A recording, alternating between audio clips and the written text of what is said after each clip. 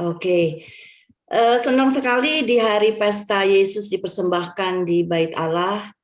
Kita kedatangan dua tamu dari jauh, nggak pernah ke sana soalnya kita ya, dari NTT, Nabire, yaitu Romo Venan dan Pak Frans. Terima kasih sudah hadir bersama kami di hari pesta.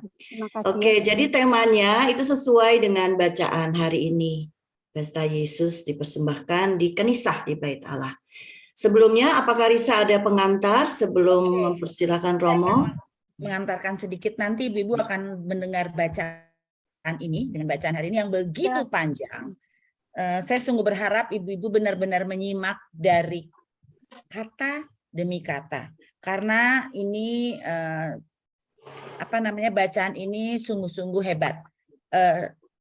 Di dalam bacaan ini kita melihat ada dua orang yang menanti Yesus, yaitu Simeon dan Hana. Simeon dan Hana. Itu mereka simbol generasi tua. Generasi tua itu siapa? Ya usia di atas 50, ya kita semua ini.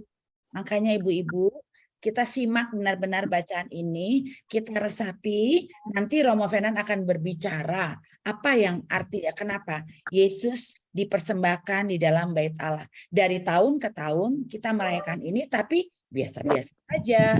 Tetapi hari ini saya harap ini hari spesial karena ini adalah simbol generasi tua, yaitu kita yang hadir di sini semua. Ya, gimana sungguh-sungguh menantikan kehadiran Tuhan, dan mereka tahu persis kapan Allah itu akan hadir melalui Yesus. Dia bisa pegang dagingnya, dia bisa menggendong bayi Yesus, dan jadi kapan Allah itu bisa ditemui. Itu berdua orang ini begitu hebatnya. Dan satu lagi, kapan Allah itu sungguh-sungguh bisa membawa dampak positif bagi dirinya. Nanti setelah kita baca, ya ibu-ibu simak, jangan mengantuk. Kalau nggak menarik bacaan ini, biasa aja terlewat dengan begitu saja. Nanti kita dibantu dengan oleh Romo Venan untuk memperdalam arti mengapa ini begitu dianggap pesta, mengapa ini begitu spesial. Biarkanlah Romo Venan melalui Roh Kudus akan menerangi kita generasi tua ini. Itu aja Riri, thank you. Oke, terima kasih Risa. Oke, sekarang mana Romo Venan? Saya spotlight dulu. Nah, iya. Salam kenal lagi Romo, kami dari KS Kamis.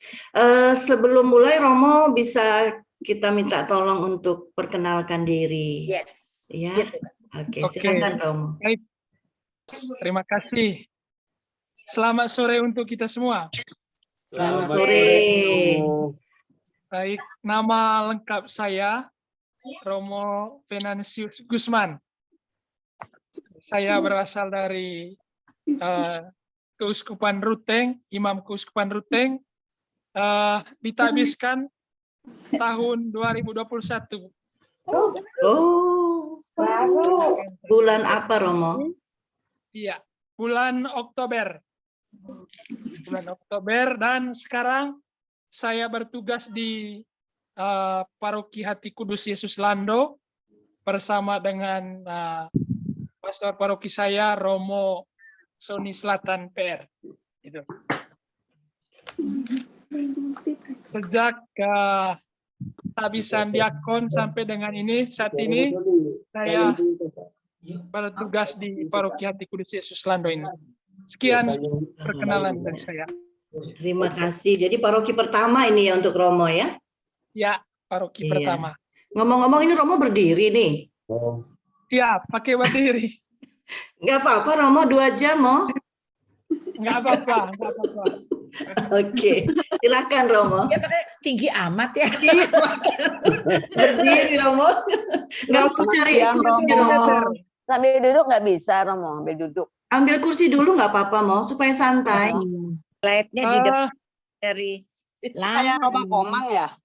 Jaringannya kurang benar. bagus di sini. Oh, jaringan kurang bagus. Jadi di gereja. Oh iya. Oke. Silakan Romo. Oke, baik. Terima kasih. Mari kita dengarkan Injil Tuhan.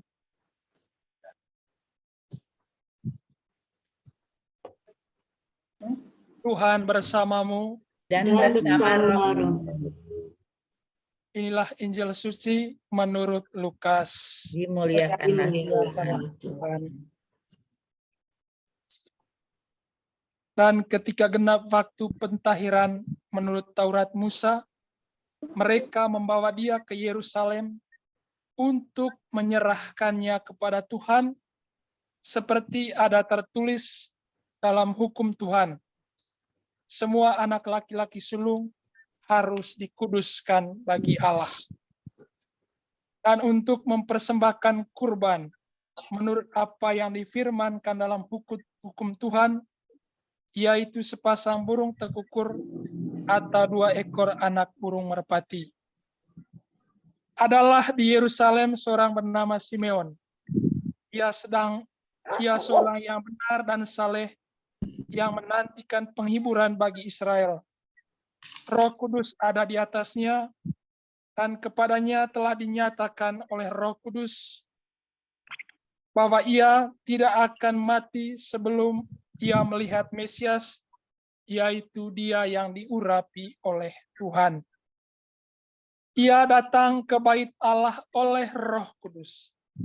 Dan ketika Yesus, anak itu, dibawa masuk oleh orang tuanya untuk melakukan kepadanya apa yang ditentukan menurut hukum Taurat, ia menyambut anak itu, menatangnya sambil memuji Allah, katanya, "Sekarang Tuhan, biarkanlah hamba-Mu ini pergi dalam damai sejahtera sesuai dengan firman. Sebab mataku telah melihat keselamatan yang daripadamu, yang telah Engkau sediakan bagi segala bangsa, disediakan di hadapan segala bangsa, yaitu terang yang menjadi pernyataan bagi bangsa-bangsa lain, dan menjadi kemuliaan bagi umat-Mu Israel." Dan ibu serta bapaknya amat heran akan segala apa yang dikatakan tentang dia. Lalu Simeon memberkati mereka dan berkata kepada Maria, ibu anak itu, "Sesungguhnya anak ini ditentukan untuk menjatuhkan atau membangkitkan banyak orang di Israel, dan untuk menjadi suatu tanda yang menimbulkan perbantahan. Dan suatu pedang akan menembus jiwamu sendiri, supaya menjadi nyata pikiran hati banyak orang." Lagi pula di situ ada Hana, seorang nabi perempuan, anak Panuel dari suku Asyir. Ia sudah sangat lanjut umurnya. Sesudah kawin, ia hidup 7 tahun lamanya bersama suaminya. Dan sekarang ia janda dan berumur 84 tahun. Ia tidak pernah meninggalkan bait Allah, dan siang malam beribadah dengan berpuasa dan berdoa. Dan pada ketika itu juga datanglah ia ke situ dan mengucap syukur kepada Allah dan berbicara tentang anak itu kepada semua orang yang menantikan kelepasan untuk Yerusalem. Dan setelah selesai semua yang harus dilakukan menurut hukum Tuhan, kembalilah mereka ke kota kediamannya, yaitu kota Nazaret di Galilea. Anak itu bertambah besar dan menjadi kuat, penuh hikmat, dan kasih karunia Allah ada padanya. Demikianlah sabda Tuhan. Terpujilah Kristus.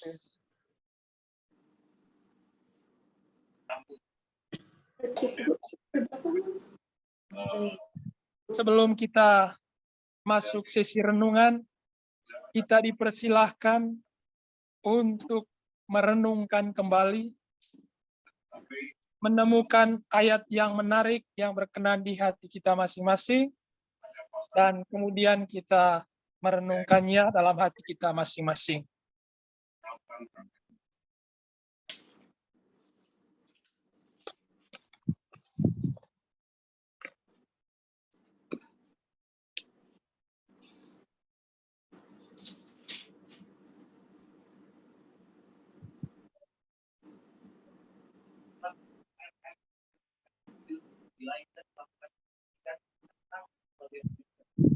Baik Bapak Ibu, saudara-saudari yang dikasihi oleh Tuhan.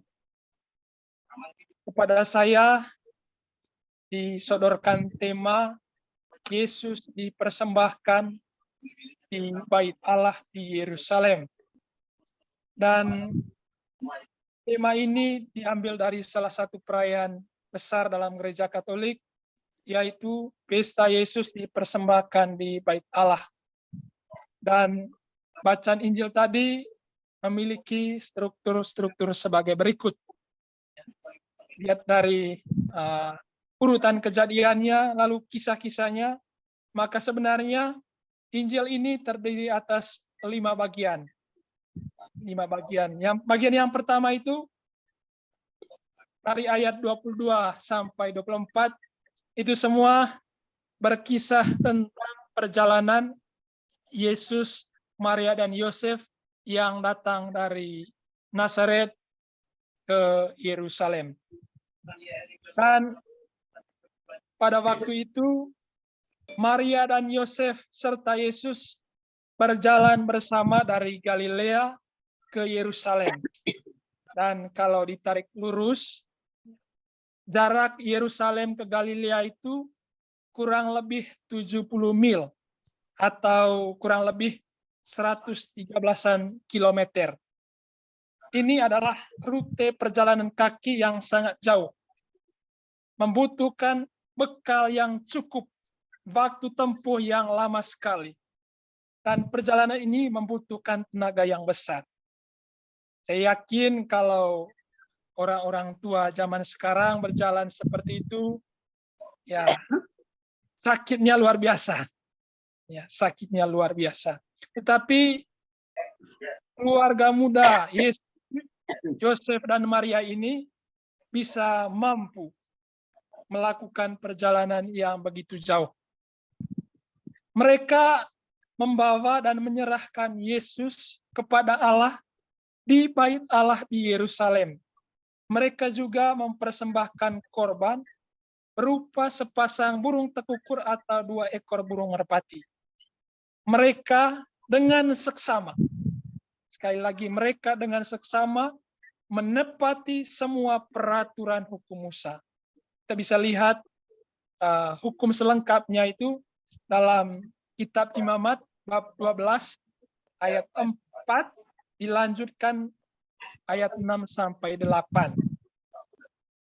Maria dan Yosef melakukan semua hal itu karena mereka setia dan taat kepada hukum Tuhan. Sekali lagi, Maria dan Yosef melakukan semua hal itu karena setia dan taat kepada hukum Tuhan. Namun, kesetiaan dan ketaatan dari Maria dan Yosef ini bukan sekedar ikut kebiasaan saja, ikut masyarakat kebanyakan pada waktu itu. Sebelum malaikat datang kepada Yosef dalam mimpi, penginjil menyebut Yosef sebagai orang yang tulus hati. Lihat Matius bab 1 ayat 9. Saya yakin bahwa Yosef dan Maria melakukan perjalanan yang cukup baik, cukup jauh ini dengan tulus dan ikhlas dari hatinya. Mereka melakukan hal ini karena mereka mencintai Yesus. Karena mereka mencintai, maka mereka mau berkurban. Maria dan Yosef melakukan hal ini karena mereka adalah orang tua yang bertanggung jawab. Bukan karena mereka takut akan sanksi sosial dari masyarakat sekitar mereka. Maria dan Yosef adalah teladan yang baik dalam mendidik anak secara iman. Mereka mendidik dengan bertindak. Perjalanan Maria dan Yosef dan Yesus adalah perjalanan penyerahan kepada Tuhan. Penyerahan diri kita kepada Tuhan selalu membutuhkan pengorbanan yang luar biasa. Dan penyerahan diri kepada Tuhan itu bukanlah sebuah proses sekali jadi, melainkan proses seumur hidup. Sehingga penyerahan diri kepada Tuhan ini ibarat sebuah perjalanan jauh, perjalanan yang seperti yang dilakukan oleh Maria, Yosef, dan Yesus. Penyerahan diri kepada Tuhan itu membutuhkan bekal, tenaga, waktu, pikiran, dan seluruh diri hanya untuk Tuhan. Dan yang menguatkan, memberi semangat dalam perjalanan siara hidup itu adalah Yesus sendiri yang kita undang dalam kehidupan kita, dan Roh Kudus sendiri yang juga kita undang dalam seluruh siara hidup kita. Dan bagian yang kedua, dari ayat 25 sampai 33, Simeon yang memuji Allah dengan kidungnya. Siapa itu Simeon? Simeon adalah seorang yang benar dan saleh, penuh dengan Roh Kudus. Simeon digerakkan oleh Roh Kudus. Simeon juga adalah orang yang percaya dan setia menantikan kehadiran Mesias. Orangnya sudah tua, mereka tetap setia menantikan kehadiran Mesias seperti yang telah dikatakan oleh Roh Kudus. Karena Maria dan Yosef bertanggung jawab, cinta, setia, tulus, dan mau berkorban, serta rela digerakkan oleh Roh Kudus, Simeon pada akhirnya dapat melihat, dapat merasakan, dapat mengalami Yesus Sang Mesias seperti yang dijanjikan Roh Kudus itu. Ketika kita bertanggung jawab, mencintai, setia, tulus, dan mau berkorban, orang akan melihat dan merasakan, oh, Tuhan hadir dalam kehidupannya. Tuhan hadir dalam kehidupan keluarga kita. Tuhan hadir dalam kehidupan masyarakat. Dan salah satu isu dunia saat ini adalah krisis ekologi yang melanda bumi ini, rumah kita bersama ini. Paus Fransiskus menyuarakan keprihatinannya dalam ensiklik Laudato Si. Dan kita semua diminta untuk bertanggung jawab dan mau berkorban bagi mereka yang paling menderita karena krisis ekologi ini. Tanpa adanya semangat seperti ini, bumi tetap menjadi rumah bersama yang rusak, yang kita wariskan juga dalam keadaan rusak kepada anak cucu kita. Kita semua diminta oleh Paus Fransiskus untuk memiliki tanggung jawab, memiliki sikap rela berkorban, terutama kepada mereka yang menderita karena krisis ini. Setelah bertemu dengan Yesus, Simeon memuji Allah. Ia bersuka cita, berbahagia, dan mengalami damai sejahtera karena Allah menyelamatkan semua, dan terang yang menghalau kegelapan telah dilihatnya. Dalam nyanyiannya, Simeon menyebut Yesus sebagai juru selamat dan sebagai terang. Karena itu, pusat dan tujuannya itu bukan Maria dan Yosef, tetapi Yesus sendiri. Dalam gereja kemudian muncul istilah seperti per Mariam ad Yesum, melalui Maria kepada Yesus. Semua bentuk kehidupan devosional kita kepada Bunda Maria dan juga kepada Santo Yosef mesti mengantar kita kepada Yesus. Dan kehidupan kita sebagai orang Kristen pun terarah, atau dalam bahasa yang lain, berkiblat atau berpusat pada Yesus Kristus, bukan pada diriku sendiri atau kelompok mereka secara eksklusif. Lebih daripada itu, kita dipanggil untuk menjadi seperti Yesus dalam segala perbuatan dan perkataan kita. Kita dipanggil untuk menjadi terang yang menghalau kegelapan dunia ini.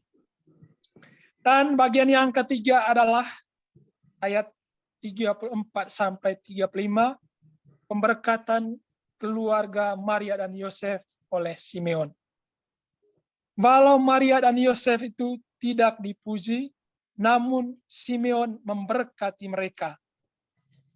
Dan Simeon menjelaskan bahwa Yesus adalah seorang juru selamat yang diutus Allah kepada kita manusia untuk menyelamatkan kita, untuk membebaskan kita manusia dari kekuasaan kegelapan, dari kekuasaan dosa.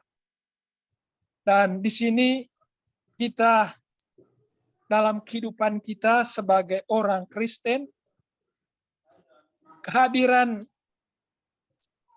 Maria dan Yosef ini sungguh menjadi berkat yang luar biasa kepada kita. Tanpa ada kesedihan dari mereka, tanpa ada cinta dari mereka, saya yakin bahwa kita juga tidak akan mengalami sukacita yang kita harapkan.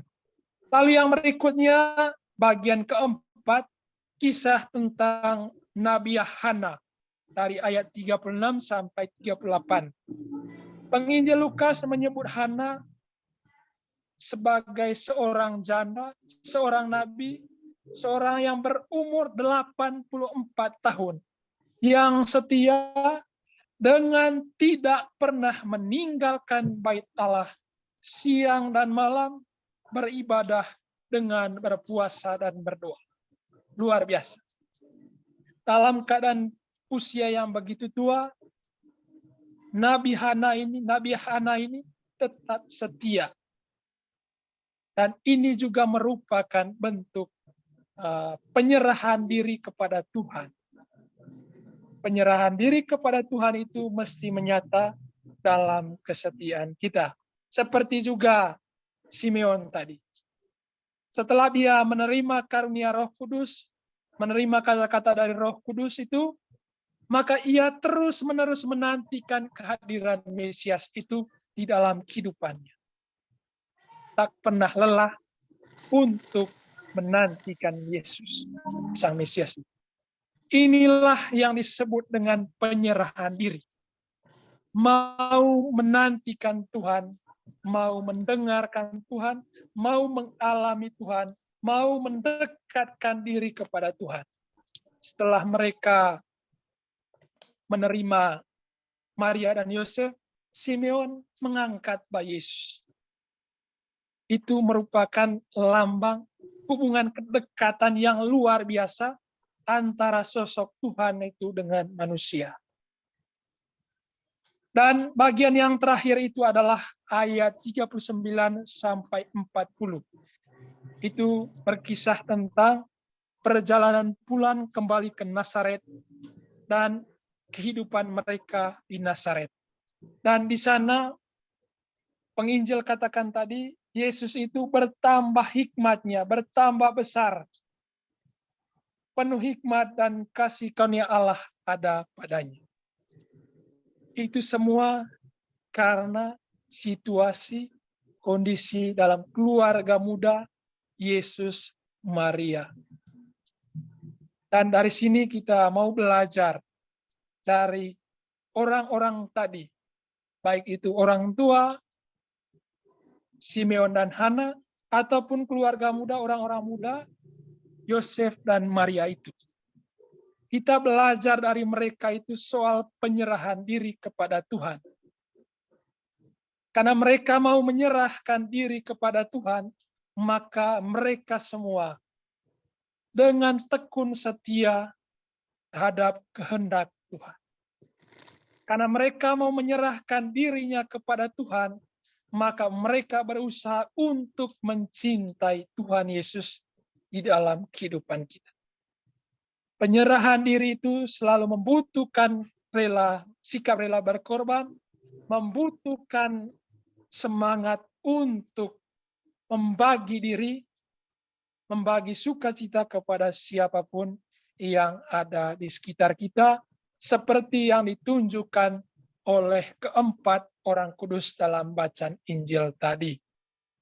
Bapak, Ibu, saudara-saudari yang dikasihi oleh Tuhan, kiranya inspirasi dari sabda Tuhan pada hari ini memampukan kita untuk menjadi orang-orang yang bisa menyerahkan diri kepada Tuhan. Kalau kita menyerahkan diri kepada Tuhan, maka kita mampu untuk setia dan taat kepada hukum Tuhan.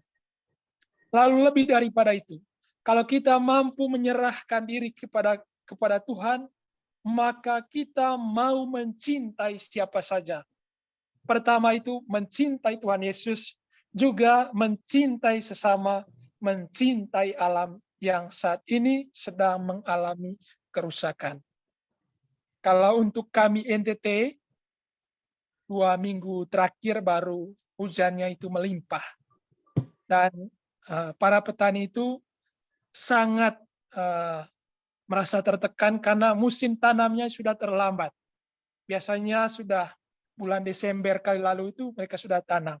Tetapi karena alamnya ini yang sudah rusak, maka mereka harus mengatur siasat sehingga mereka bisa dalam waktu 2 minggu terakhir ini mereka bisa menanam tanaman untuk pertanian mereka. Dan sekali lagi membutuhkan penyerahan diri kita. Kalau kita menyerahkan diri kita, maka kita mau berkorban, mau bertanggung jawab untuk kehidupan kita sendiri, kehidupan sesama, terutama mereka yang menderita.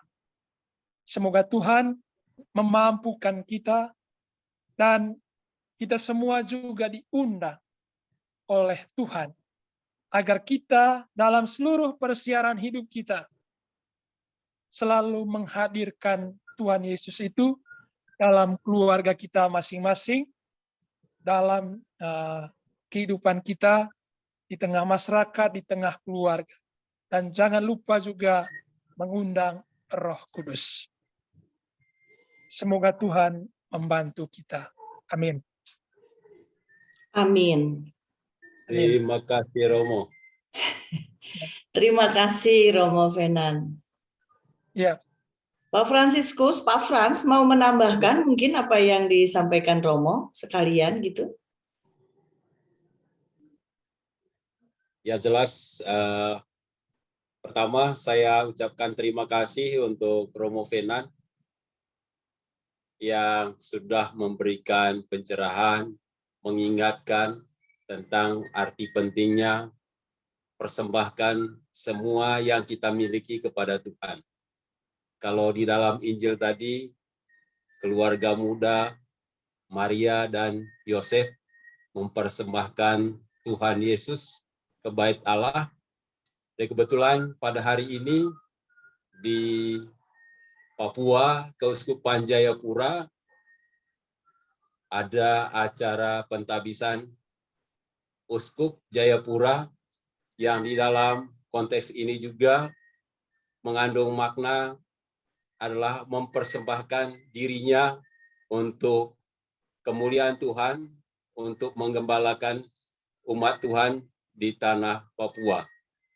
Kemudian dalam konteks saya sebagai guru di tanah Papua yang dulu saya tidak pernah membayangkan kalau nanti ketika setelah saya bersekolah, saya harus jadi guru ke Papua.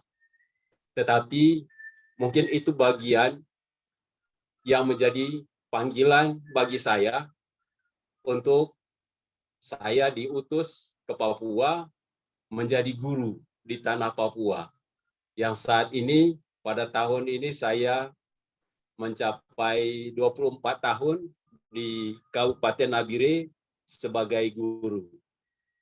Nah, dalam tugas sebagai guru tentu tidak suka dukanya pasti kami alami, terutama dalam melaksanakan tugas di daerah-daerah seperti di tanah Papua. Dalam situasi apapun, jika kita persembahkan semua apa yang kita lakukan, maka pada akhirnya kita boleh menikmati kebahagiaan dari apa yang menjadi hasil dari pelayanan kita, apa yang kita persembahkan kepada Tuhan, tugas kita persembahkan kepada Tuhan, sehingga dengan demikian Tuhan senantiasa menemani kita dalam menjalankan tugas keseharian kita. Kira-kira itu tambahan dari saya, karena konteks saya sebagai guru, saya persembahkan tugas itu untuk kemuliaan Tuhan. Terima kasih Romo Penan dan Bapak Ibu semua. Terima kasih Pak Frans sudah melengkapi ya apa yang tadi Romo Venan sampaikan. Rupanya di pesta Yesus dipersembahkan di Bait Allah itu ada 4 tokoh ya. Ada Yesus, Maria, Simeon, dan Hana. Dan rupanya keempat-empatnya itu tadi Romo sampaikan ada nilai kesetiaan, ada nilai ketaatan. Dan katanya penyerahan diri itu adalah ya harus ada kesetiaan, ketaatan, tanggung jawab, ada rela berkorban. Dan tadi Pak Frans kok jadi Romo ya. Pak Frans bilang malah tugas perutusan beliau atau ya itu juga merupakan persembahan diri Pak Frans kepada Tuhan yang hasilnya rupanya bisa dirasakan. Seperti yang Yesus setelah itu ada di ayat terakhir lebih besar, menjadi kuat, penuh hikmat, kasih karunia Allah ada padanya. Mungkin itu juga ya Pak Frans yang dinikmati oleh Bapak pada saat menyadari bahwa tugas perutusan ini adalah persembahanku kepada Tuhan. Kurang lebih seperti itu ya mungkin. Saudara Risa silahkan ada tambahan lagi untuk melengkapi atau ada pertanyaan untuk kita semua. Dinyalakan dulu mic-nya, Riz. Udah kan? Ya, sudah. Sudah, tapi kok putus-putus ya? Apa di aku aja? Dengar Ibu, dengar. Dengar ya? Saya ada tambahan sedikit hanya untuk dengar nggak? Dengar suara Ibu, dengar. Dengar nggak? Ya, dengar. Dengar. Ini aku punya internet yang trouble. Lanjutkan. Tutup deh itu videonya ya. Enggak, udah bagus. Ini aku aja yang bermasalah. Oh gitu. Buka aja, Riz. Oke. Ya. Ibu-ibu, saya akan membawa ibu-ibu untuk berilusi dengan firman ini sehingga melancarkan ibu-ibu untuk tanya jawab. Bagi yang masih kurang mengerti firman yang tadi kita baca. Oke? Ya. Saya ambil dari awal.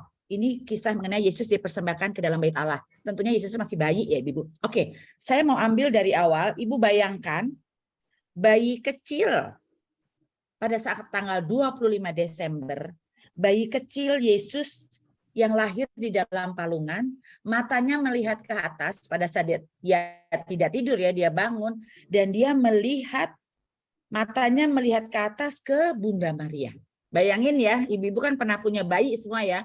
Matanya ke atas ngelihat Bunda Maria, menatap dengan lembut, dengan penuh cinta ke mata Bunda Maria. Ibu harus bayangin itu dulu. Bisakah kita bayangkan besarnya cinta yang dialami Bunda kepada Yesus itu? Udah bisa dibayangkan, ibu-ibu pernah mengalami ini semua kepada anak-anak ibu yang ibu lahirkan. Kemudian, kebetulan tradisi di Jawa ini Romo, itu ada selapanan. Namanya turun tanah istilahnya. Itu bayi harus diturun tanah, ada upacaranya kalau di Jawa. Dan tanggal 1 Februari kurang lebih adalah selapanan Yesus itu diserahkan ke Bait Allah. Ya, bisa bayangin ya, sesuai dengan tradisi Pulau Jawa.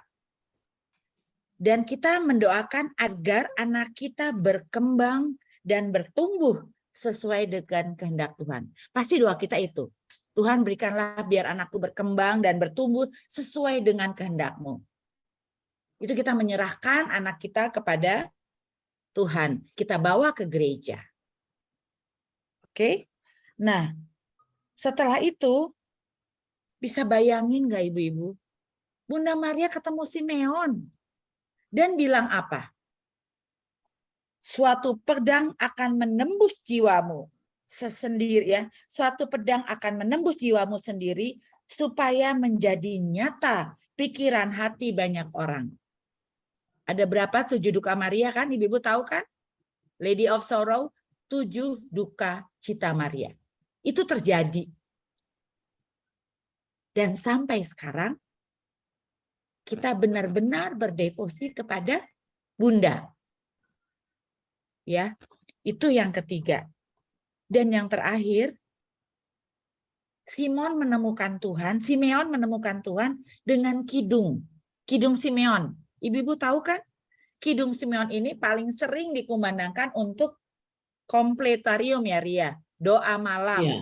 Selamat malam. Ibadat Sekarang penutup, Tuhan, ya. perkenankanlah hambamu berpulang dalam damai sejahtera menurut sabdamu. Sebab aku telah melihat keselamatanmu yang kau sediakan di hadapan segala bangsa. Cahaya untuk menerangi para bangsa dan kemuliaan bagi umatmu Israel. Kenapa ini dikumandangkan pada saat malam hari? Karena pada saat ibu tidur, apakah ibu yakin ibu akan melek besok? Tidak ada pernah yang tahu. Ya, ini urutannya dengan cerita itu menurut homili yang saya dengar tadi pagi. Jadi bukan ini homili saya dengar tadi pagi di Semarang. Dia membuat seperti konten seperti itu. Jadi saya rangkai dengan KKS ini. Kita pun hendaknya mencari hal yang sama. Kita sudah melihat kebesaran Tuhan dalam peristiwa kehidupan kita. Walaupun perkara sangat sederhana. Ya, dan pada malam hari yang seperti saya katakan itu. Nah, kita bisa merenungkan kehadiran Tuhan bukan hanya setelah kita tua. Yang tadi saya bilang ini adalah simbol generasi tua. Bukan hanya setelah kita tua. Kita lihat ke belakang perjalanan hidup kita. Tuhan ada di mana-mana. Tuhan tidak pernah meninggalkan kita. Dalam pesta hari ini, kita diingatkan menyerahkan hidup kita akan ditemukan. Kalau kita menyerahkan hidup kita akan ditemukan sebagai orang beriman yang berkembang. Bukan hanya orang beriman, tetapi berkembang. Itu aja Romo yang saya rangkum dari bacaan ini, dari peristiwa ini, bacaan dan peristiwa yang saya renungkan. Apa makna dari Yesus dipersembahkan ke dalam bait Allah.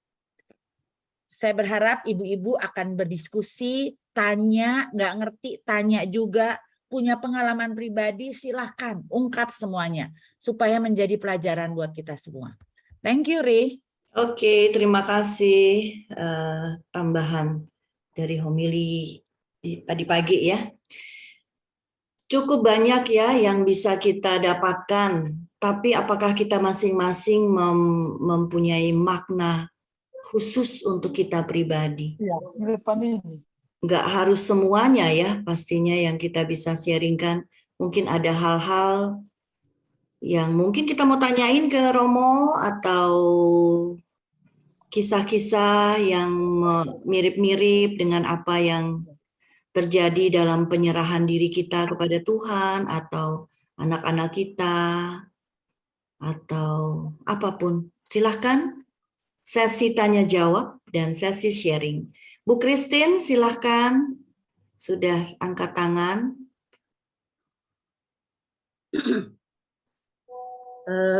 Terima kasih Mbak Didi.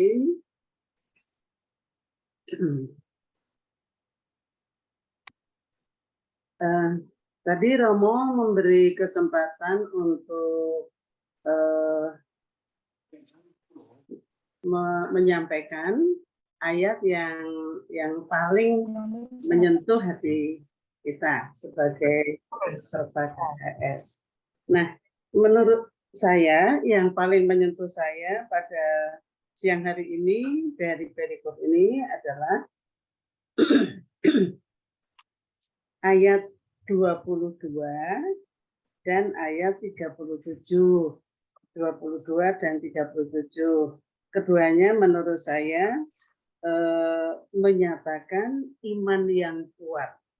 Karena imannya yang kuat, maka setia dan taat yang maksimal, yang kuat kepada Tuhan.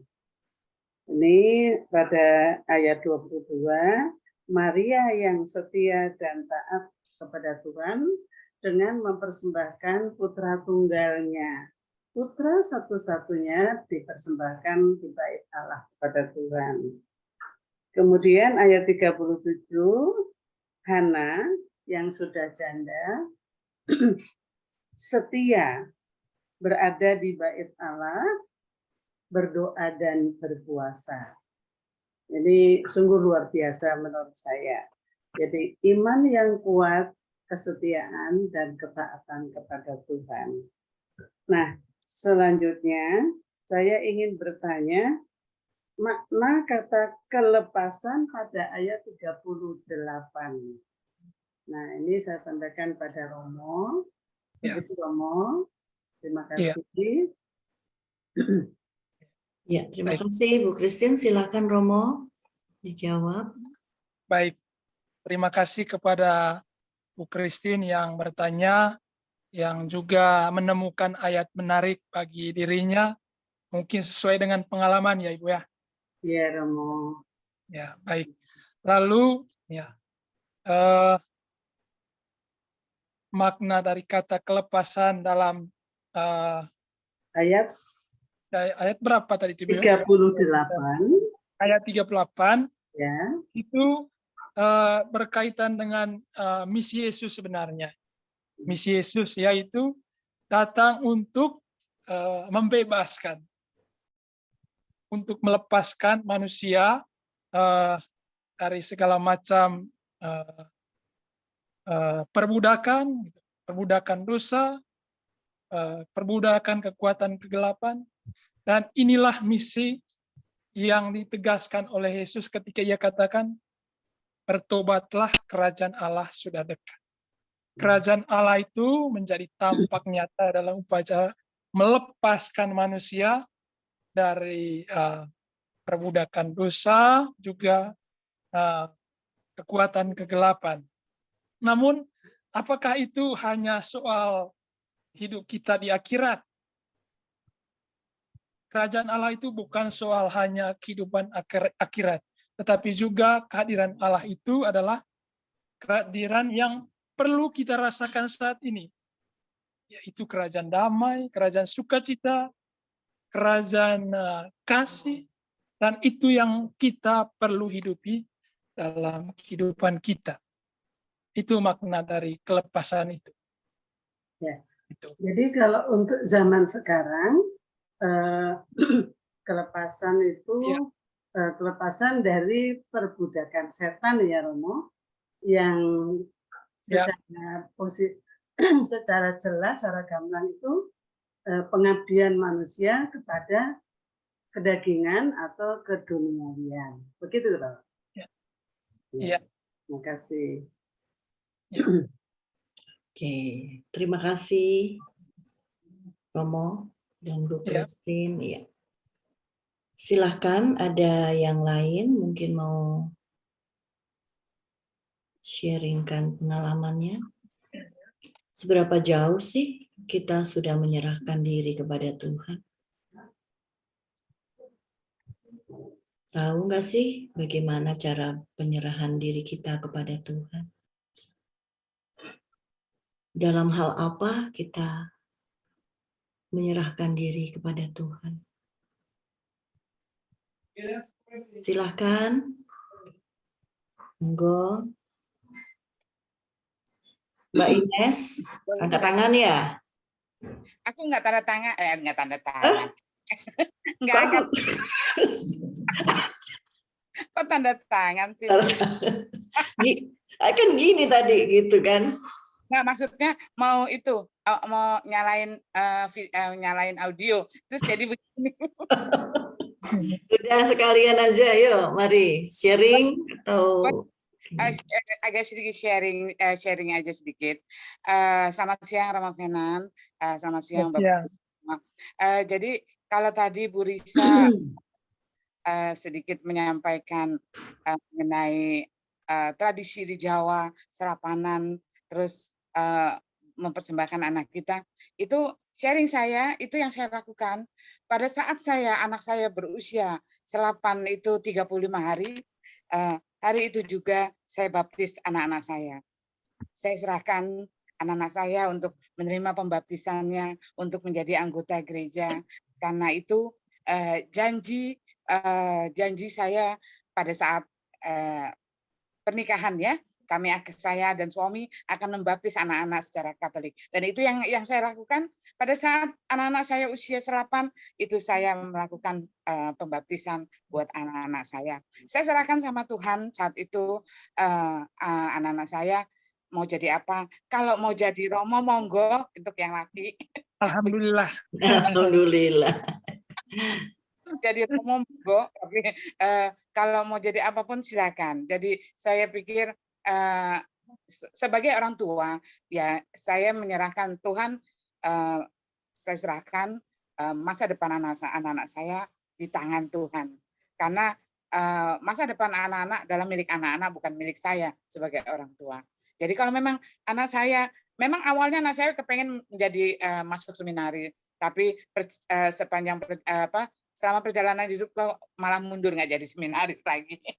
Ya, di next ke depan kan nggak apa-apa Romo, misalnya memang ada nanti jadi panggilan panggilan terlambat, banyak juga kan terlambat, tapi akhirnya memilih menjadi gembala yang baik juga gitu. Begitu ya Romo, itu. Ya. Jadi ya semoga semakin besar, semakin sadar bahwa Tuhan selalu menjaga anak-anak dan juga menjaga saya. Itu saja Romo, semoga saya juga semakin seperti Bunda Maria, semakin juga seperti Nabi Hana ya, yang kita di usia-usia yang sekarang ini, karena Simeon dan Hana adalah pelindung para lansia. Jadi semoga para lansia yang ada di sini, termasuk saya para lansia, semakin mempercayakan hidup kita juga kepada Tuhan dengan pertolongan Nabi Simeon dan Nabi Hana. Begitu Romo. Terima kasih. Terima kasih Mbak Ines, iya sharingnya.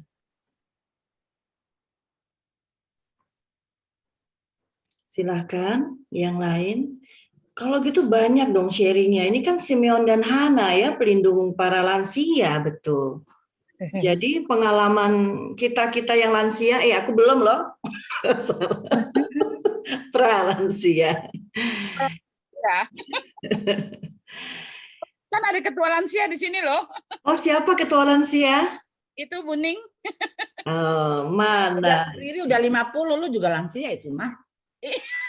Lansia itu berapa? 55. Ya. Pensiun, masa pensiun itu. Oh, belum. Aku kan masih jauh dari 55. Ya. Mana Bu Buning? Ada dong sharingnya Buning, bagaimana? Apakah para anggotanya memang betul menantikan sang penyelamat atau menantikan hal yang lain? Gitu. Kalau jadi lansia ini lanjut usia, berlanjut lah. Oh, yang udah tua itu bukan lansia harusnya. Apa? Sialan. Apa? Usia lanjut. Oh, sialan. Waduh, jangan sampai dirubah namanya kelompok sialan. Cari tempat duduk Romo, kasihan gua ngeliat Romo berdiri melulu. Iya Romo, coba duduk dulu, nggak apa-apa Romo. Ini Romo. saya nggak spotlight kok. Mentang-mentang belum Online, ya Romo. Romo kayak Gideon. Kayak persis kayak Romo Gideon. Gideon. Deon. Bukan, Romo kayak disetrap. Romo tuh kayak Romo koma, tau nggak sih? Oh iya, Romo Koma. Gideon juga pelawak. Iya. Habis Oh, ketawa. Ida Ya. tuh angkat tangan di semua. Aku udah spotlight nih Buning. Ayo Buning. Mampus Buning, ayo sharing. Tembak. Bening ngantuk ya, Bening. Bening ngantuk. Iya, baru. Iya, pengen sih seperti Hana ya, di hari tuanya gitu. Lebih banyak di bait suci ya, kalau sekarang di gereja gitu. Nggak pulang-pulang gitu. Mendampingi para lansia gitu. Tapi saya diralat ya, tadi saya udah bukan ketua lansia ya. Oh, bukan. Pensiun. Oh, udah pensiun. Kita masih Sekarang. Oh, sekarang siapa, Bu Ning? Sekarang Pak Purwanto yang jadi ketua. Oh iya, Saya Pak sudah Pur. ketuaan. Iya. Ada sharing pengalaman nggak memandu para lansia, mengkoordinir? Oh, banyak sekali Mbak Riri. Selama mendampingin para lansia ya, membuat saya lebih sabar. berarti lansianya kagak bener semua ya, Bu?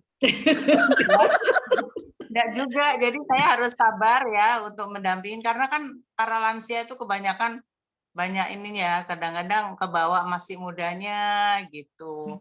Mereka biasa, ada juga yang biasa waktu mudanya bekerja, memimpin gitu. Jadi udah lansia juga jiwa memimpinnya, jiwa merintahnya masih ada. Maksudnya ngatur, suka ngatur gitu. Ngatur. Jiwa untuk dilayani juga masih ada. Jadi ya saya harus lebih sabar lagi. Dan sekarang memang saya lebih sabar. Dulu masih mudanya kayaknya saya galak, saya cuek gitu. Tapi sekarang lebih sabar gitu. Puji Tuhan. Jadi ada manfaatnya. Di hari tua saya juga banyak di gereja. Dulu kalau disuruh ke gereja juga males. Baik ke mall ya. Iya, dulu enggak lagi, dulu sibuk Mbak Riri, tapi sekarang kan memang waktunya banyak ya. Lebih banyak di gereja ya. Lebih banyak untuk di gereja untuk ngikutin komunitas gitu. Ya. Ikut Legio, ngikut Glamor gitu. Itu aja Mbak Riri. Iya, terima kasih. Lebih sabar aja. Lebih sabar. Jadi ada buahnya ya, Bu Ning ya. Iya. Oke, terima kasih. Katanya lebih dekat dengan Tuhan, kita itu akan melihat keajaiban-keajaiban Tuhan. Betul. Kalau kita jauh dari Tuhan, sulit untuk melihat keajaiban-keajaiban Tuhan. Gitu katanya. Oma Muller, come on. Mana ada Oma Muller? Romo Venan udah duduk. Jadi kitanya enak lihatnya. Oma Muller itu, aduh hebat itu. Tante Muller mana? Mana Oma Muller? Dan mana Oma? Oma. Oh, pantesan lagi ngiter-ngiter nih. Nih. Ayo Tante. Tan, ngomonglah apa yang Ayo, bagikan Tante Muller, gimana mengenai? Bagaimana cara Tante Muller bisa menyerahkan hidup Tante Muller kepada Tuhan 100%? Kalau saya, Grace, ya, itu saya serahkan semua kepada Tuhan. Terus pasrah aja, apa adanya. Ya. Kita jangan mengeluh lah. Yang penting itu jangan mengeluh. Dalam hidup itu kita serahkan semua kepada Tuhan, kepada Ibu Maria. Setia kita, itulah yang motonya saya, Risa. Iya Tan, hebat. Hebat. Motonya penyerahan diri pada Tuhan sudah ya? Semua kita serahkan kepada Tuhan. Ya, itu kita karena kita juga berdevosi kepada Ibu Maria ya, banyak mengeluhnya ya ke Ibu ya. Itulah semua yang saya serahkan. Yang puji Tuhan, semua jalan lancar, cucu-cucu oke. Semua itu serahkan kita sendiri ya, dalam umur 85 tahun ya, 86 ya, masih saya bilang ya masih sehat lah, Iris. Iya, itulah semua serahkan kepada kita, jangan mengeluh lah ya, kalau kita serahkan semua kepada Tuhan. Itulah moto saya. Terima kasih Tuhan. Terima kasih. Bu Ong yang udah tua. Bu Ong, oke.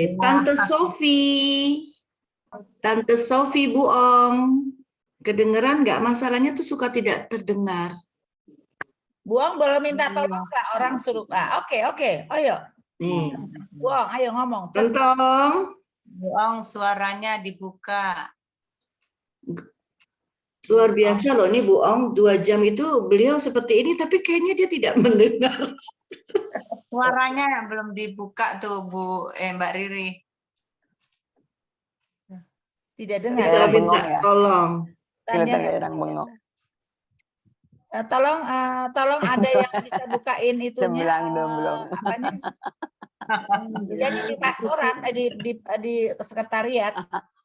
Iya, ini udah aku minta untuk buka ini, tapi tidak bisa. Tuh. Harus ada orang. Tidak Iya, harus ada orang. Iya. Oke. Coba. Siapa yang main? Kita ini ya. Ayo, Ayo, bagaimana kalau kita itu dalam posisi sebagai bunda ya, gimana ya waktu Simeon ngomong begitu ya? Bu Riri. Yang ayat ayat 35 itu apa ya? Iya, suatu pedang akan menusuk jiwamu. Iya.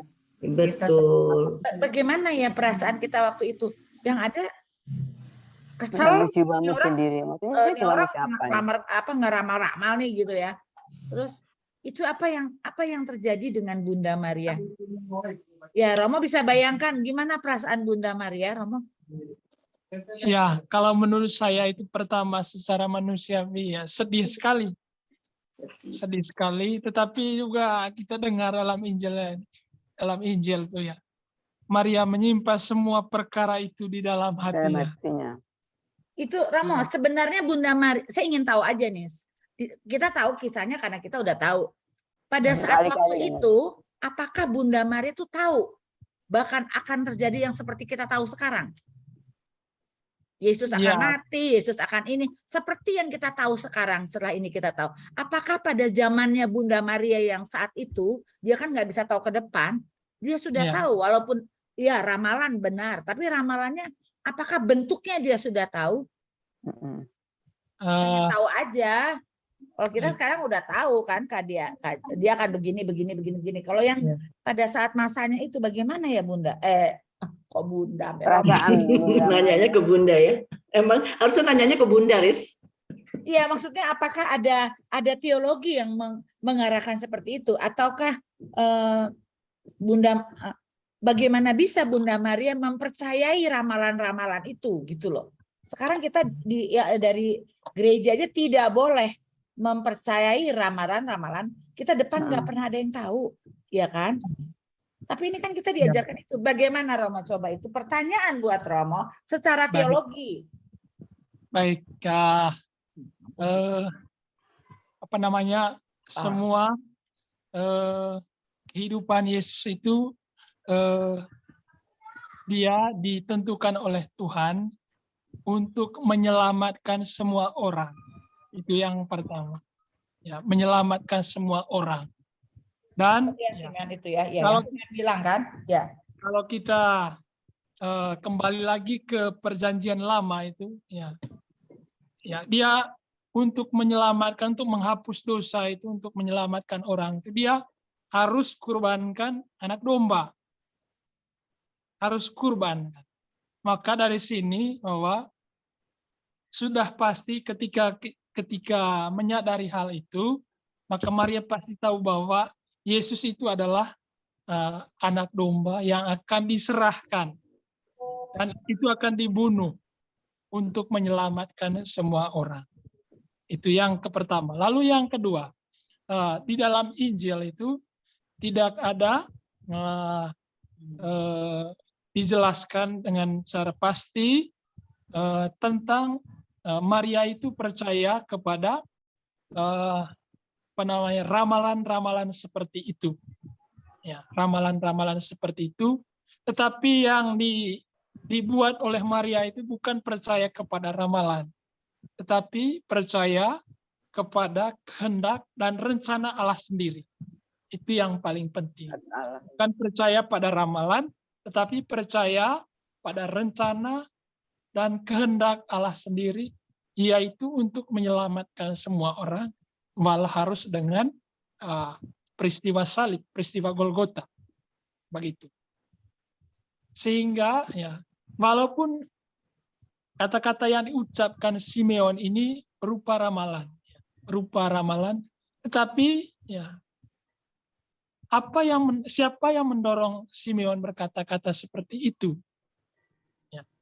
Kalau kita simak dengan baik Injil tadi, dia digerakkan oleh Roh Kudus, bukan hanya menggerakkan kakinya, tetapi juga menggerakkan pikirannya, menggerakkan seluruh dirinya. Dan itu adalah tugas seorang nabi. Kalau kita baca ya, kita kisah-kisah para nabi itu, ya salah satu tugas dari seorang nabi itu adalah selain mewartakan mewartakan sabda Tuhan, kehendak Tuhan, tetapi dia juga ya mewartakan sesuatu yang akan terjadi di kemudian hari. Dan itu bukan atas dasar kemampuan supranatural, tetapi karena Tuhan sendiri yang bersabda kepada mereka melalui perantaran mereka. Begitu. Jadi pada dasarnya Simeon itu bukan peramal, karena dia tidak pernah meramal apa-apa. Dia pada saat itu yang tergerak hatinya oleh Roh Kudus. Jadi yang bisa kita ambil, Bunda Maria tidak tahu apakah yang terjadi Yesus dengan berikutnya kelihatannya. Tetapi yang dapat kita ambil adalah dia jalani apa yang ada dalam kehidupan dia. Apapun yang ada dalam kehidupan dia. Jadi dia tidak seperti ini. Hari ini, besok ya besok, besok. Jadi dia tidak mikirin, aduh masa gue apa ya? Pedang tembus, padahal bukan pedangnya kan yang ditembus ke Bunda Maria. Rasa sakitnya itu melihat anaknya yang 7 duka Maria.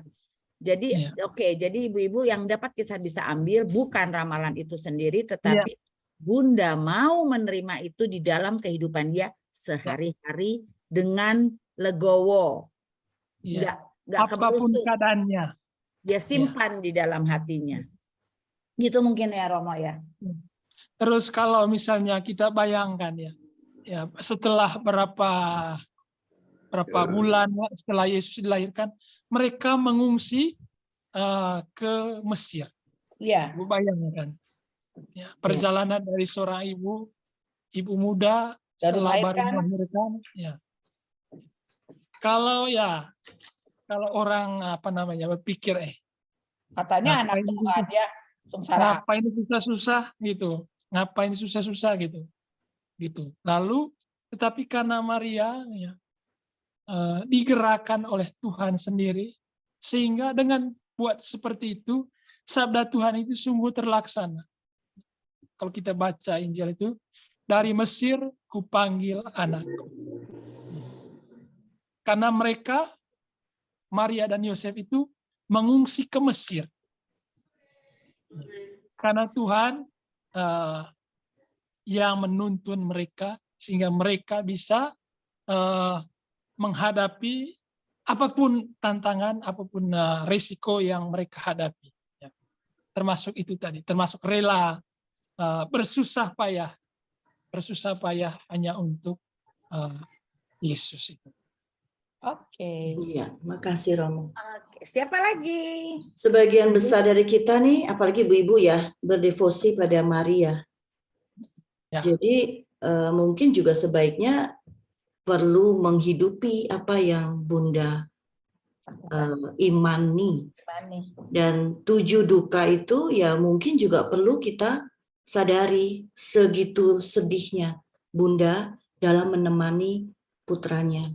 Yaitu katanya pertama kan nubuat Simeon itu dia langsung sedih dong pasti ya. Dengar itu. Iya, kedua dia mereka mengungsi melarikan pelarian ke Mesir. Itu sedih loh dia. Dia harus bawa. Terus ketiga Yesus hilang. Iya. Ya, Yesus hilang. Yang ternyata ada di Bait Allah ya, Romo ya. Yesus hilang. Nah, itu pulang balik ke Nazaret ke Yerusalem itu bukan waktu yang cukup singkat. Iya. Bukan yang dekat. Iya, dia harus balik lagi. Iya. Iya, itu gimana perasaan Bunda? Itu perlu kita tahu ya kalau kita memang berdevosi terhadap Maria. Terus yang keempat, gimana pada saat Yesus berjumpa dengan ibunya pada saat Yesus memanggul salib ke Golgota. Bagaimana perasaan seorang ibu memandang anaknya sedang memikul salib. Itu katanya derita yang keempat ya. Yang kelima, melihat anaknya di atas kayu salib, menderita. Kemudian yang keenam, saat anaknya diturunkan dari salib, sudah tidak bernyawa, dan dia menggendongnya. Itu bagaimana sedihnya seorang ibu, dan akhirnya yang ketujuh adalah pada saat Yesus dimakamkan. Nah, itu mungkin kita perlu tahu, dan apa yang mungkin kita serahkan hidup kita kepada Tuhan. Bila kita menyerahkan diri kepada Tuhan, kayak tadi Bu Moller ya bilang seperti itu. Artinya kita pun ikut ambil bagian ya dalam penderitaan. Rela berkorban demi anak, demi cucu. Ego kita boleh lepas. Sakit loh itu, kita udah nggak terlalu didengarkan misalnya karena kita udah bukan zamannya. Itu hal-hal yang mungkin juga pedang ya kali ya, yang membuat kita sakit. Jadi mungkin itu hal-hal yang justru membuat kita kuat dan menambah iman kita. Apa nilai yang kita bisa ambil? Jadi bukan hanya bukan sukacita yang gembira, tapi sukacita karena kita bisa menyatukan penderitaan, kecewa, sakit kita pada 7 duka Bunda Maria itu. Oke, tadi Bu Pri mau sharing, mau bicara, tadi angkat tangan ya. Silakan Bu Pri. Dinyalakan dulu mic-nya, Ibu. Ya. Sudah? Sudah, silakan. Sudah kedengaran? Kedengaran, Bu. Kalau kita perhatikan dari bacaan tadi, ada kesan bahwa walaupun kita sudah pasrah bongkoan lah kepada Tuhan, mengikuti segala yang difirmankan, bukan berarti kita hidup senang. Ya. Ternyata seperti yang dialami Bunda Maria, masih banyak penderitaan walaupun Bunda Maria itu 100% mengikuti apa yang disabdakan oleh Tuhan. Ya kan Bu Riri? Iya. Nah, itu kemudian jadi jangan kita berharap bahwa kalau kita sudah pasrah pada Tuhan lalu kita hidupnya bersenang-senang, bahagia gitu ya. Tetapi kita dituntut pasrah bongkoan ya, kalau bahasa Jawanya pasrah bongkoan, jadi tidak pernah membantah apa yang dikehendaki oleh Tuhan. Jadi kalau kita bisa menang, bisa tahan, kita akan mendapat mahkota gitu. Yeah. Terus kalau Riri tadi tanya apakah oma-oma ini sudah siap-siap menantikan ya sang terang itu. Ya, kalau saya secara fisik sih sudah, jadi saya sudah siap baju-baju, waduh, kain yang saya mau pakai nanti di dalam peti. Jadi aku mau pakai baju hijau. Jadi nanti kalau Bu Riri mau melayat saya, lihat saya baju hijau, bisa ketawa gitu ya. Oh, gitu. Saya juga pengen nanti kelihatan wajah saya tersenyum gitu. Jadi sampai sekarang saya mulai berkaca gimana kalau tidur sambil tersenyum seperti apa. Terus saya kan masih punya kain waktu menikah dulu, masih saya simpan. Saya udah pesan sama anak saya, Nanti Ibu dikasih ini ya, kain sama bajunya ini. Saya suruh pilihin mana yang paling pantas buat Ibu. Ibu paling pantas yang hijau ini, Bu. Ya wes, nanti pakai yang hijau. Jadi secara fisik sudah siap, cuman secara mental masih belum, rasanya masih belum oke lah kalau mau menghadap Tuhan. Saya masih mohon supaya Tuhan mau membersihkan jiwa saya dengan air dan darah yang ditumpahkan oleh Yesus, sehingga pada saat dipanggil nanti saya sudah siap dan pantas menghadap Tuhan.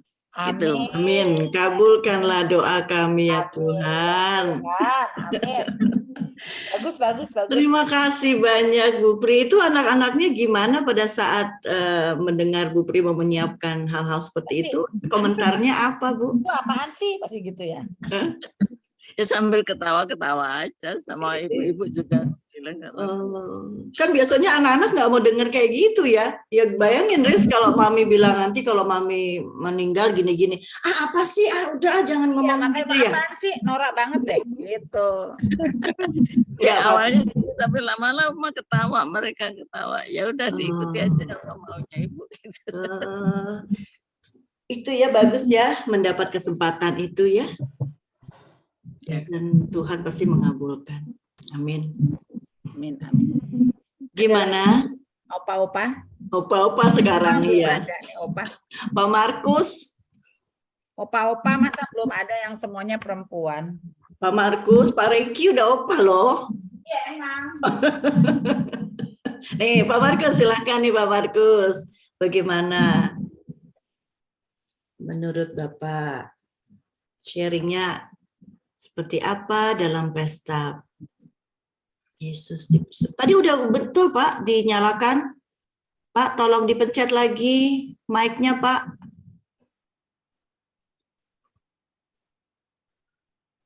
Belum? Ya, sudah. Ya, Bu. Sudah, silakan Pak.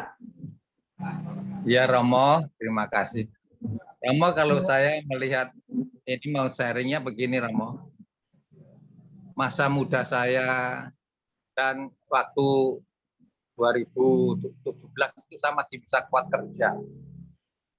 Tapi kan saya tidak tahu besok akan terjadi apa, hari ini terjadi apa, saya tidak pernah tahu, Romo. Hanya saya serahkan segalanya itu pada Tuhan, memang saya itu hanya kepasrahannya pada Tuhan. Anak-anak saya yang berdua itu sudah pada nikah masing-masing, dibawa keluarganya masing-masing. Jadi tahun demi tahun saya jalani. Waktu itu ternyata kadang-kadang saya rasakan ada aja penyakit yang lambung lah, yang sakit katarak yang sudah ini. Namun semuanya itu karena saya pasrah dan mohon pada Tuhan. Tuntunan dan bimbingan Roh Kudus-Nya. Walaupun Tuhan Yesus itu sudah tidak ada di dunia ini, kami selalu pasrah. Makanya penguatan iman saya itu karena ada buku dari Bu Reza itu untuk doa itu, serta doa mujizat, itu yang selalu saya pakai untuk dasar kehidupan saya sehari-hari sampai sekarang ini. Jadi segala sesuatu kehidupan saya itu saya serahkan. Apa yang akan terjadi, terjadilah. Kalau itu memang kehendak Tuhan, saya tinggal pasrah. Namun sekalipun bagaimana, saya mohon bimbingan dan pertolongannya agar saya itu tetap kuat menerima segala apa yang terjadi di dunia ini.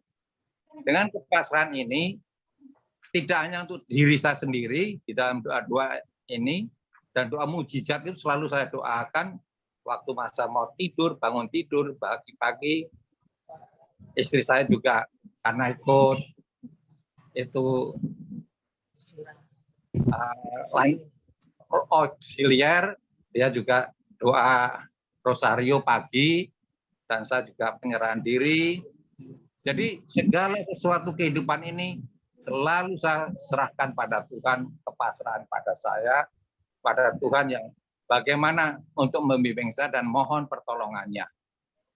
Termasuk anak-anak saya dan saudara-saudara saya semua yang seiman, yang sudah meninggal ataupun bagaimana, itu Kalau bisa, saya juga akan seperti itu adanya.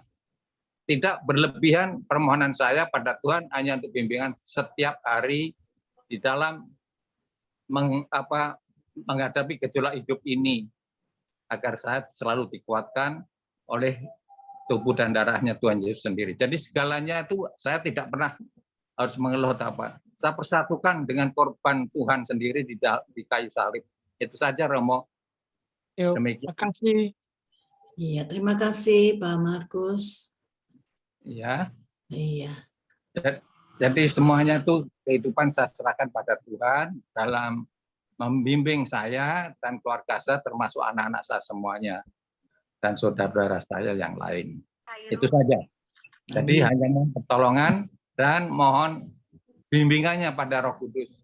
Tidak untuk neko-neko harus bagaimana. Kalau memang nanti saya sudah full benar-benar ada kekuatan, saya ingin apa yang sudah pernah saya rencanakan dengan Bu Riri itu saja. Saya ingin mengabdikan diri pada kehendak Tuhan yang dalam tuntunannya. Terima kasih Bu Riri, terima kasih Bu Riri. Terima kasih Pak Markus. Iya. Iya. Gimana Romo? Apakah Romo mau menanggapi sharing-sharing tadi dari penyerahan diri, pasrah saja, terus juga ada yang sudah mempersiapkan secara fisik untuk menuju pada pelukan Bapa, terus juga ada yang memang kita harus segera mempersembahkan anak kita kepada Tuhan. Tadi pagi soalnya Romoja juga gitu ya, khotbahnya ya, harus segera kita berikan kepada Tuhan anak kita, jangan mikir-mikir panjang sebelum dia diambil pergi ke pelukan lain. Pelukan yang lain. Oke, gimana Romo mungkin? Baik. Satu tadi yang menarik tadi itu dari Ibu siapa tadi, bahwa walaupun kita itu setia kepada Tuhan, namun bukan berarti tantangan kesulitan itu kita tidak hadapi. Ya. Itu yang satu hal yang menarik bagi saya, bahwa walaupun kita dengan tekun setia kepada Tuhan, namun sebagai manusia tentu kita pasti selalu menghadapi banyak tantangan seperti Bunda Maria. Dia sudah setengah mati hidup bersama Yesus, didik Yesus, apa segala macam, beri makan.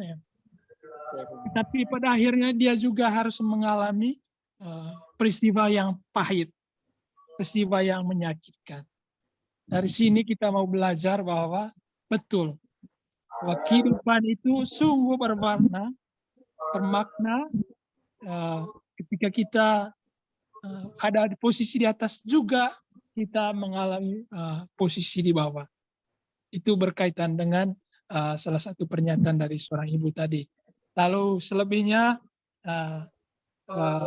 saya tidak memiliki komentar banyak. Ya, semoga apa yang diharapkan itu bisa tercapai. Itu saja komentar dari saya. Oke. Terima kasih Romo.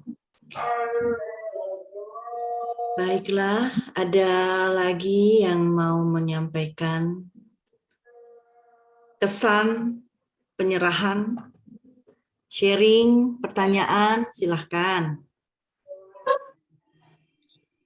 Kok kesannya susah gitu ya, kesannya kok berat gitu, enggak ya? Bu Naryo mungkin ada Bu? Ini Bu Ong belum berhasil mendapatkan orang yang membantunya. Iya. Iya, silakan Bu Naryo. Ya, tadi seperti itu ya. Tadi dikatakan Bunda Maria waktu mendengar nubuat Simeon. Iya, terus pedangkan nusuk. Memang kadang sedih ya. Kadang kita bayangkan anak-anak kita didik kadang-kadang melawan kita, itu kan suatu pedang juga ya. Iya. Kan anak itu sekarang kan juga kita ngomong baik-baik kadang-kadang jeder gitu ya. Orang sudah diingatkan dari dulu itu seorang ibu mesti menerima pedang itu berarti ya. Sudah bukan itu. Jadi ya kita harusnya memang terus harus sabar, yang terima ya memang begitu keadaannya. Terus kemudian saya lansia itu memang saya senang ya. Kalau pas kumpul-kumpul dengan lansia itu merasa wah temanku udah banyak yang lansia. Pakai tongkat jalan, pakai itu gitu. Merasa nggak sendirian, nggak merasa nggak sendiri. Berarti oh lansia dan happy seperti kalau kita kumpul-kumpul sama Buning pas itu yang banyak lansia yang udah jalannya udah susah juga. Tapi di situ kita jadi senang ya. Terus merasa kita masih bisa berkumpul, kita masih dikasih kesempatan untuk bersama-sama berdoa, bersama berkumpul gitu ya. Memang untuk Glamor hari ini bulan-bulan setelah pandemi belum ada perkumpulan tiap bulan ya. Tapi kami di Busan masih bisa ya tanggal 13 berkumpul. Lansia. Benar-benar lansia memang jalannya juga susah pada susah gitu ya. Kemudian tadi dikatakan bahwa di hari pasrahan itu memang kita berserah seperti kata Bu Pri tadi. Nah ya sudah, kapan Tuhan mau panggil itu kita juga nggak ngerti. Kadang-kadang saya juga berpikir begitu. Apakah saya masih kuat? Apakah masih dikasih kesempatan sebulan atau bertahun gitu ya? Nah, tapi ya kita pasrah. Memang kodrat manusia itu kan dilahirkan juga untuk mati ya. Jadi ya kita mesti berani nggak berani ya jalan. Makanya kalau saya lihat dengar orang meninggal gitu, itu udah meninggal, udah berani kok dia jalan kok. Ya, jadi kita juga harus berani kalau bangun Tuhan manggil, ya berani aja gitu. Ya dengan kerahiman Tuhan mudah-mudahan kita semua diampuni dosanya. Itu aja yang saya harapkan. Karena kan dosa manusia mungkin saya tidak mengaku dosa, tapi mungkin ada dosa-dosa yang lain saya bisa tidak apapun sengaja maupun tidak sengaja. Makanya kalau pas ikut misa itu terus saya mengaku, padahal itu benar-benar kita dalami ya, benar-benar. Karena waktu saya pengakuan dosa kemarin itu, saya pengakuan dosa yang sudah lewat-lewat, saya pengakuan, Romo mengatakan, bagus sekali Ibu itu. Jadi Ibu selalu mengingat itu minta diampuni oleh Tuhan. Jadi biasanya saya sertakan juga dosa-dosa yang sudah lalu, walaupun saya mengaku, saya sudah ngomong Romo memang saya sering mengaku, tapi saya tetap masih ganjil. Jadi saya tiap pengakuan, bagus itu Ibu, nggak apa-apa. Terus Ibu lakukan itu tuh lebih bagus katanya. Ya, di situ saya kayaknya juga dapat pencerahan, makanya saya percaya bahwa kerahiman Tuhan untuk kita. Ya itu saya harapkan tadi seperti itu. Tadi yang mengatakan bahwa semoga pada saat Tuhan memanggil itu kita dikasih kerahiman, kita diampuni, kita diterima. Itu sih yang saya harapkan ya. Jadi memang lansia akhirnya kita berpasrah. Mau ngapa lagi, memang udah tua ya kan, dan tua dialami semua, dan kematian pun dialami semua. Seperti waktu itu Ibu yang dari Flamboyan dari itu Filipus, benarnya aku dibikinin rosario dong. Iya Bu, kapan sini bahannya, saya gitu. Berapa Bu? Ya satu aja loh. Oh cuma satu. Iya nanti mau saya bawa waktu saya meninggal katanya. Duh. Siap-siap mau bikin rosario karena mau dibawa waktu di peti. Jadi maunya nanti rosarionya baru gitu yang di peti. Dan itu juga banyak pengalaman juga seperti tadi Bu Brida menyiapkan baju-baju ya. Itu saya alami juga dari teman-teman seperti Bu Mardi almarhum itu juga waktu masih Jakarta juga pernah menunjukkan baju. Tapi waktu meninggal saya lupa bajunya itu dulu mintanya warna apa. Dan dia bilang, ayo Mbak, Ibu kemarin minta baju yang mana? Ya kayaknya yang hijau ya. Tapi dicari-cari nggak ketemu. Aduh. Akhirnya ya kita bilang, Bu bajunya nggak ketemu, Ibu pakai ini aja. Dan itu pesan. Nah seperti almarhum Bu Kristo juga begitu. Waktu sakit meninggal dia nunjukkan ke saya baju pengantinnya. Din, nanti aku mati, ini bajuku ya. Kamu itu macam-macam aja. Ya pokoknya ini bajuku, kamu yang mandiin, bajunya yang ini. Aduh, itu ya bajunya nggak muat.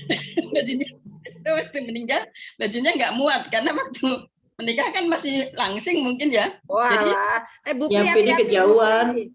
Awas Bu Pri. Jadi saya belakangnya tuh saya dedel dan saya tidak pakai sampai ke belakang, tapi saya pakaiin baju yang lain. Akhirnya itu saya tutupkan di atasnya.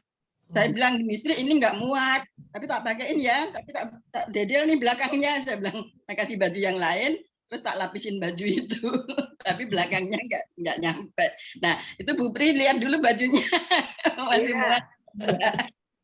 Lebih baik lebih besar ya Bu ya, lebih mudah ya. Dan masih langsing, baju siap pengantin nggak bisa dipakai lagi. Itu aja sharing saya. Untuk ini aja Pak. Iya.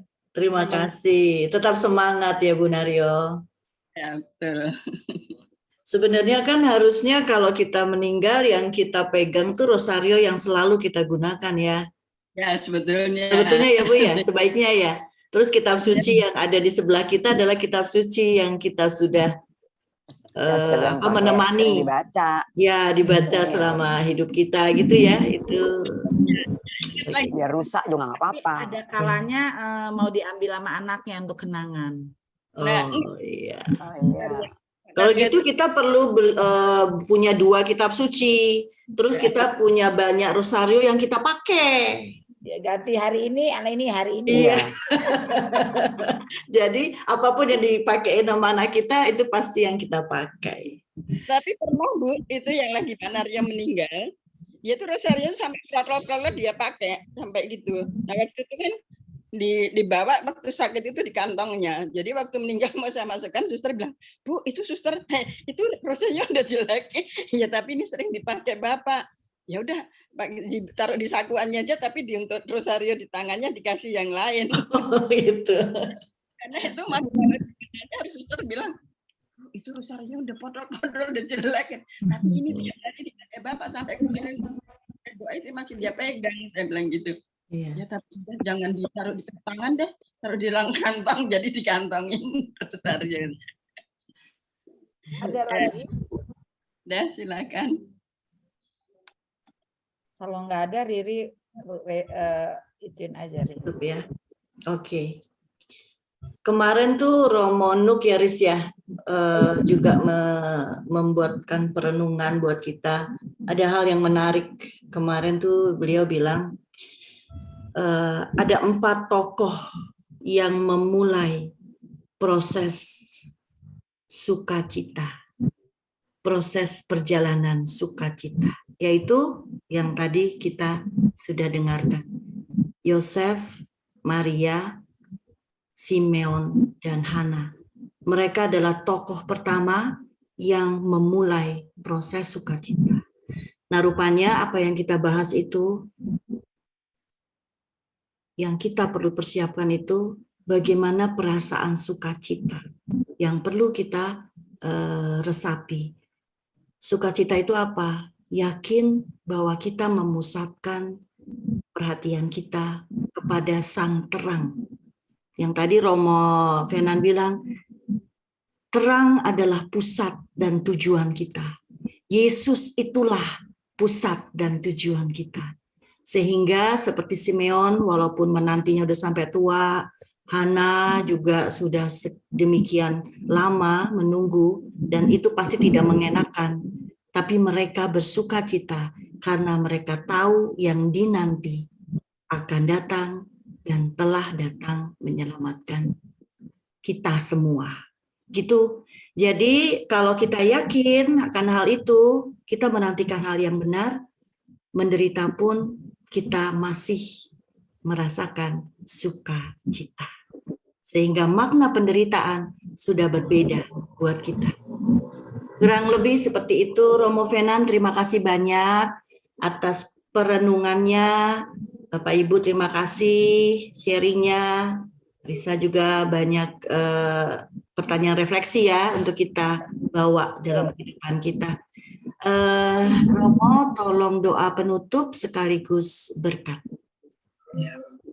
Baik, sebelum berkat penutup, saya ucapkan juga terima kasih untuk proses kita kurang lebih 2 jam pada kesempatan hari ini. Ya, tentu terus terang ini pengalaman pertama saya untuk berbicara seperti ini. Ya. Wow. Agak kaku-kaku begitu ya. Seru nggak? Tapi seru nggak? Seru nggak? Nah, kegiatannya seru sekali, seru sekali. Semoga pantesan sampai berdiri ya, Riz ya. Oh, kita bingung. Aduh, kenapa berdiri ya? Terima kasih semuanya untuk proses hari ini. Iya, sama-sama Romo. Masih banyak kelompok lain, Romo. Nanti saya undang lagi ya. Ada Selasa. Ada... Nggak kapok kan, Romo? Nggak kapok. Dengan audiens yang berbeda-beda. Audiensnya beda. Iya. Saya punya 3 kelompok, Romo. Mungkin nanti segala kekurangan pada hari ini, nanti mungkin Ibu siapa tadi yang WA saya, silakan. Oh iya, iya. Nanti kita share-nya foto-foto kok Romo sama rekamannya. Oke. Baik. Terima kasih. Terima kasih. Mari Romo. kita mohon berkat Tuhan. Dalam nama Bapa dan Putra dan Roh Kudus. Amin. Amin. Tuhan, terima kasih untuk rahmat cinta yang Kau berikan kepada kami. Terima kasih Engkau menganugerahkan Roh Kudus-Mu ke atas kami semua, hingga kami dapat merenungkan sabda-Mu yang begitu luar biasa, sehingga kami dapat menemukan pengalaman-pengalaman hidup kami setiap hari sesuai dengan sabda-Mu. Kami mohon Tuhan, semoga Engkau memampukan kami untuk melaksanakan kehendak-Mu. Bimbinglah kami, teguhkanlah kami ketika kami harus menghadapi duka cita perjalanan hidup kami, persiaran hidup kami. Tuhan, ini kami hendak kembali beraktivitas di tempat kami masing-masing, di rumah kami masing-masing. Kiranya Engkau tetap memberkati kami, menjaga kami, dan senantiasa menguduskan semua kegiatan program hidup kami yang positif. Tuhan bersamamu dan bersama rohmu. Semoga kita sekalian, seluruh harapan, cita-cita, dan doa kita senantiasa diberkati, dikuduskan oleh Allah yang Maha Kuasa, Bapa, Putra, dan Roh Kudus. Amin. Amin. Terima kasih Romo Vena.